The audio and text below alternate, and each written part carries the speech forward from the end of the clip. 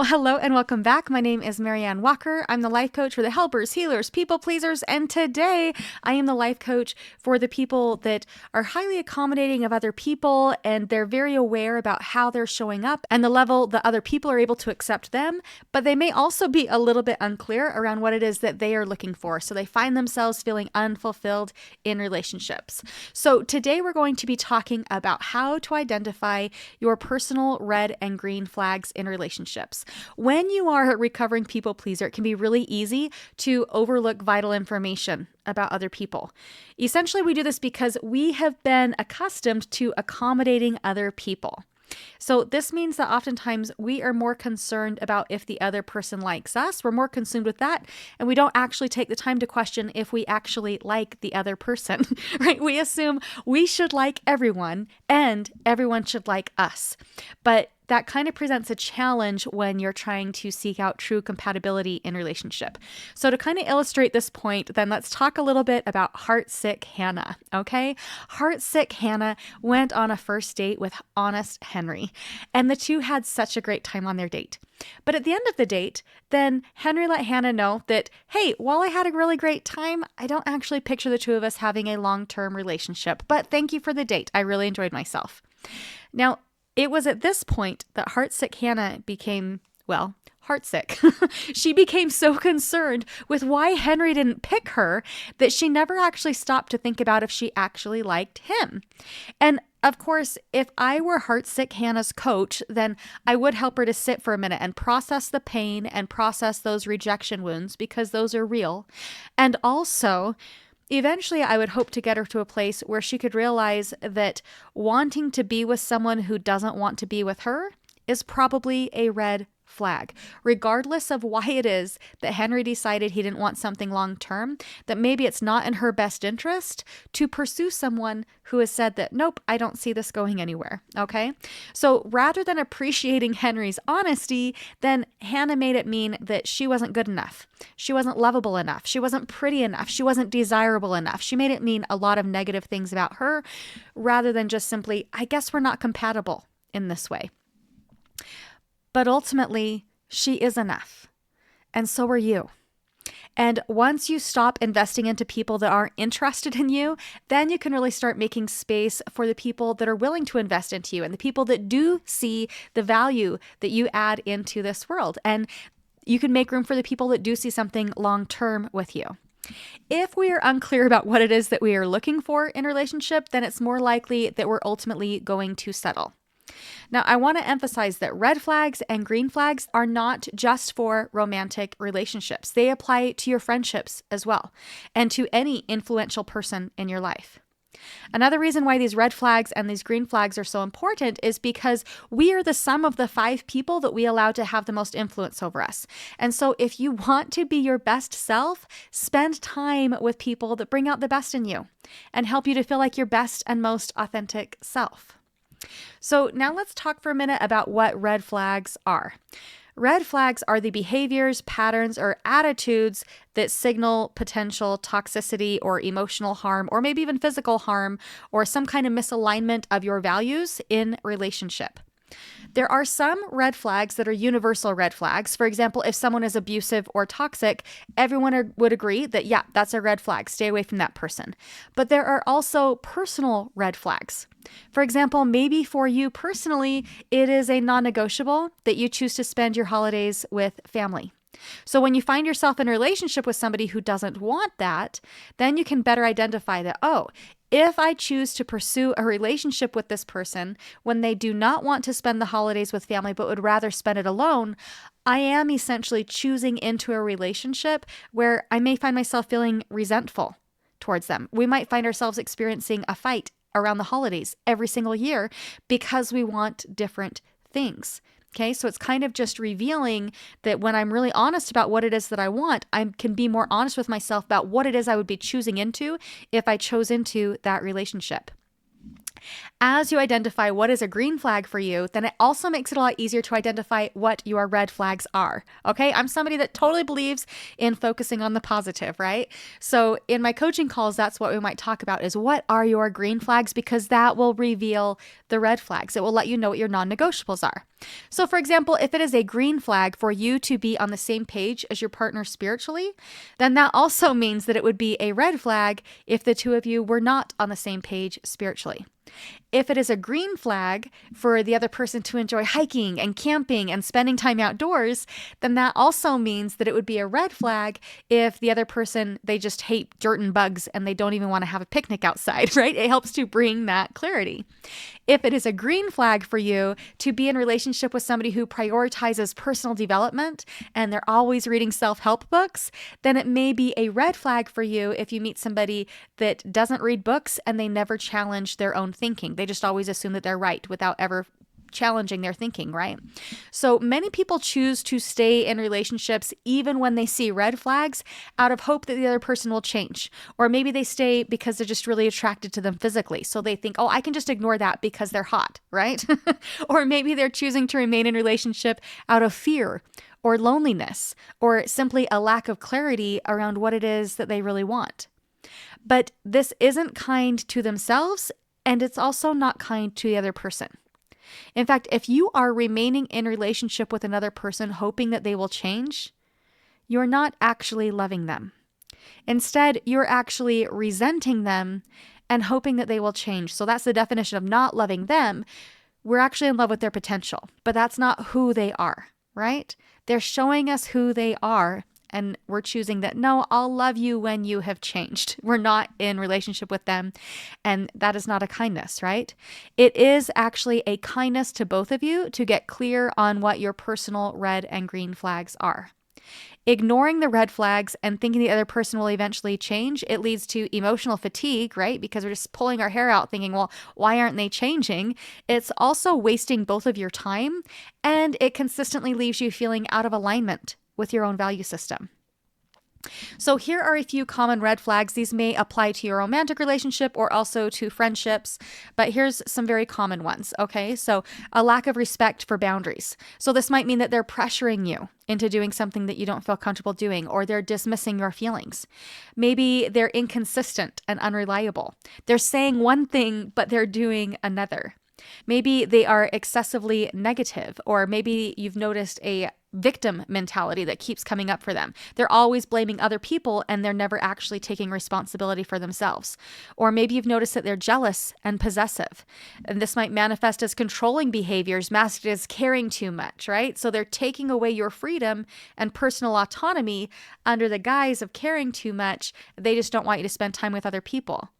Or maybe they're gossiping about others constantly. And just remember, if they're doing that to other people, they'll do it to you too. Maybe you're noticing a lack of accountability. They never apologize, or they don't learn from their mistakes. They just keep making mistakes and expect you to just forgive them, but they're not actually making those changes. Maybe you've noticed that it's a one-sided relationship where they are always taking and rarely giving. Maybe they're disrespecting your time, your energy, or your values. So just kind of notice if these are a few of the red flags that are coming up for you in relationships. Sometimes we tend to minimize these because we feel like the green flags outweigh the red flags. I mean, let's be honest, everybody that we're in a relationship, there's going to be some things that are just kind of, okay, well, that might be a little bit annoying. That's not what we're talking about here. Okay, we're talking about the things where we're making it clear how it is that we want to be treated. Okay, people, they learn how to treat us through the behaviors that we are and are not willing to tolerate. So if you're tolerating certain behaviors, you're telling them that that's okay. You don't need to change. I will change to accommodate you. You don't need to change. So then we're giving them mixed messaging, right? Because on one hand, we're telling them, hey, you don't need to change. I'm just going to keep accommodating you. I'm going to keep forgiving you. It's fine. But on the other side, we keep hoping that they're going to change and they're going to feel that. So we're giving out this mixed messaging because we're not being super clear on what our red flags are and how it's impacting us. So now let's talk a bit about green flags. Now, green flags are the positive qualities that indicate emotional health, integrity, and strong relationship skills. And while it's good to know what your red flags are, it is also vitally important to know what it is that you're looking for. For some people, then they are able to identify a few red flags, and then they think, well, therefore we should be compatible because they don't have the red flags, but they aren't looking for the green flags. So for example, they might say, oh, well, they don't hit me, so it's fine. Okay, well, that's really setting the bar pretty low, right? And while it's great that this person doesn't hit you, it's not exactly putting the bar high enough for you to find true compatibility and true connection. Okay, so the green flags are going to let us know the ways that we are compatible. It's not just saying, well, they don't have any red flags. It's saying, no, what are the green flags that are going to let me know that we are truly compatible? So identifying the green flags is what creates that meaningful connection. The connection that can only go so deep when you're only seeking somebody that, for example, they're free of debt and they don't hurt you.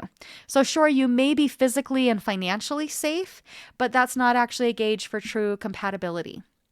When we identify our green flags, then that's when we're going to find this genuine connecting compatibility.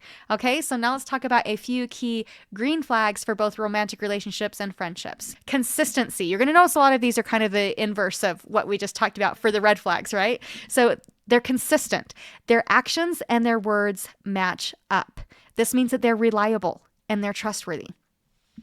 They respect your boundaries. They honor your space, your time, and your values. They're not going to keep pushing you to be different. Okay, so just as sometimes when we're not really clear on our red and green flags, we might be pressuring somebody else thinking, well, you should change to make me more comfortable. Notice that if it's happening on the other direction, right? If they're saying, well, no, like that shouldn't be your boundary. You should accommodate me in this way. That's actually a red flag in relationship. Another green flag is they have supporting and uplifting energy. They're genuinely able to celebrate your success. They're genuinely able to encourage your growth, and it's a beautiful thing. Another green flag is emotional intelligence and self-awareness. They're capable of apologizing when they've done something wrong. They take accountability. And they handle conflicts maturely. They're not doing the blame game. They're not trying to shift responsibility. They're taking ownership. That is a huge green flag. Another green flag, mutual effort and reciprocity. This relationship is not one-sided, but both people are investing into the relationship. And yeah, sometimes, it's rarely 50-50. Sometimes we talk about it being 50-50 and being exactly equal. The balance kind of shifts and changes as needs change. So maybe it's sometimes 60-40 in one direction and then sometimes 60-40 in the other direction. But overall, you're going to experience that balance there and that reciprocity. They encourage your independence. They want you to thrive. They don't want to control you. Okay, so they're going to be encouraging you to go out into the world, to try new things, to spend time with friends and other people. They value personal growth. They're somebody that is constantly working on themselves and they see the value in that. So that means that they are open to learning, and also they're going to be encouraging those same qualities in you. They're honest and have integrity. They're transparent in their communication. There's no manipulation. There's no deceit. You know that when they're making a request, that you can trust their words, that, oh, this is what it is that they want from me. They're not trying to manipulate me. I don't have to try to read between the lines. They're being clear and honest in their communication, and I can trust their words. That's a big deal. And these are very basic green flags, and these are ones that kind of apply to all relationships in general, but I want you to also get really clear about what your personal green flags are. This is where you're going to gauge the compatibility, okay? So for example, do you want somebody who is of the same faith as you? Do you want someone who shares the same diet? It might be a conflict of interest if you're a vegan, for example, and you're dating someone who is on the carnivore diet. Okay, that might present a conflict for you, but get very clear with yourself on that. Is it important for you to be in a relationship with someone who enjoys the same hobbies, the same sports, the same kind of outings? What about family relationships and parenting styles? What do you want those to look like? Are you a cat person and they're allergic to cats? What's a deal breaker for you? Is that something that you want to consider, or is it a non-issue? Would you like a partner who can trade off on the cooking and the shopping? What about political views? Do you want to be on the same page there? What are your non-negotiables?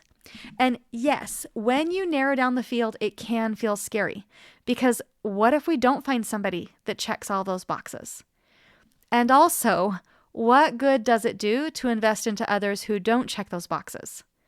That's going to just make it a lot harder for you to open yourself up to the possibility of finding someone who does check those boxes, because now you've committed yourself elsewhere with the bar really low, right?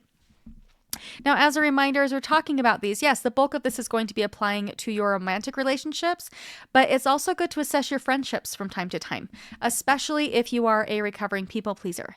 Sometimes we remain in friendship with people just because we've been friends for a long time, and it feels easier to just keep somebody around, even when they're a bit of a drain, than it does to start something new.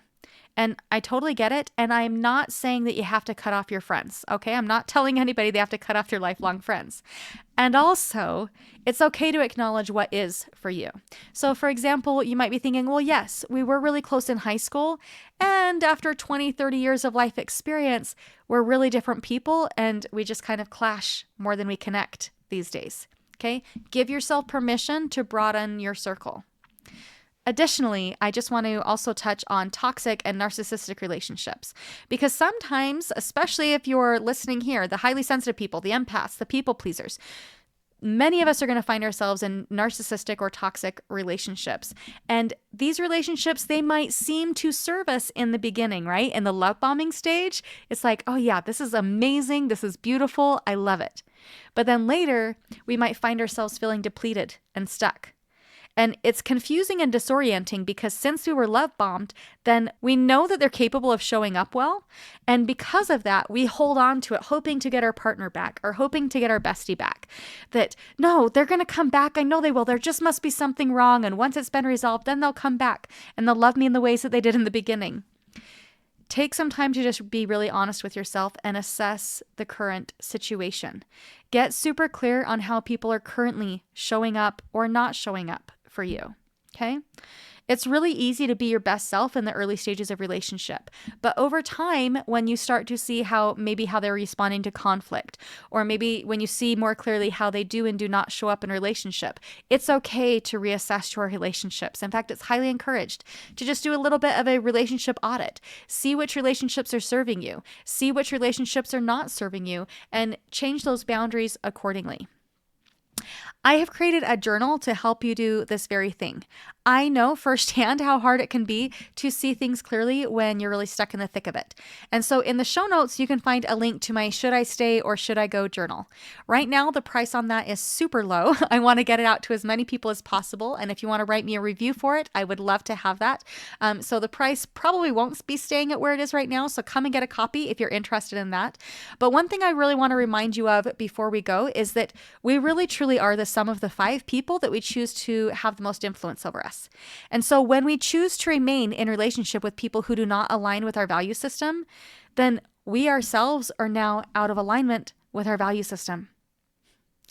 I know that there are many people who were in toxic relationships and they feel really guilty about who they were in that relationship. They recognize I wasn't showing up in my own integrity.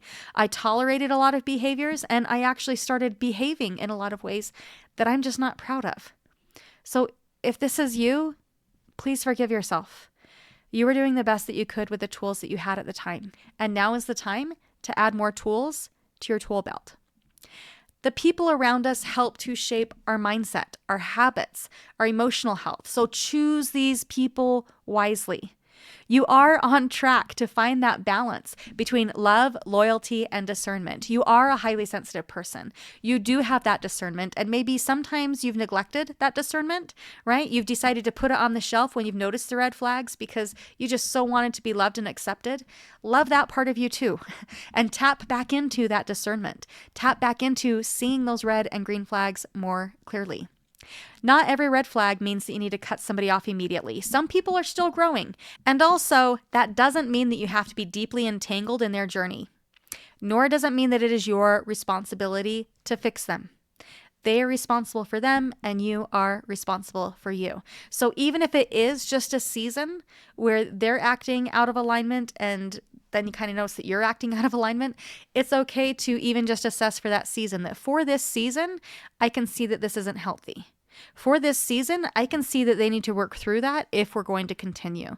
Okay, it's okay to acknowledge that it's a season and maybe they will change and maybe they won't, but be really honest about where it is that you're currently at. Knowing what you want, it helps you to not only avoid settling, but also to create balanced, thriving relationships. You deserve relationships that bring value, not just relationships that fill the space. So this week, I really want you to think about who are the 5 people who are currently having the most influence on you? And are they adding or subtracting from your life? Make a list of your non negotiables, your green flags, your red flags. Make an honest list about it and reflect on your relationships and see where it is that you might need to make some changes, where you might need to place a boundary, where you might need to kind of mix things up a little bit, shift your level of investment. Be really honest about that. Additionally, if you have discovered from listening to this that, oh, I might be in a red flag relationship and you're in need of support, come and work with me. If you're single and you're wanting some support gaining clarity around your specific green flags, maybe you've been accommodating other people so much that you don't even know what it is that you're looking for anymore, come and work with me. If you're in a position where you're reassessing the relationships that you're currently in, come and work with me. I would love to work with you. And if you're wanting a journal to help you to gain some clarity around your relationships, come and snag a copy of my Should I Stay or Should I Go journal. The link is in the show notes, so come and check it out. Again, it might not stay at that price for very long, so grab it while you can. And hey, if you enjoyed this episode, will you please leave me a review? It really does help me to reach more people. So thank you so much for being here. Here's to healthy, balanced relationships. All right, I love you guys. Hope you have a great week. Let's talk soon. Bye now.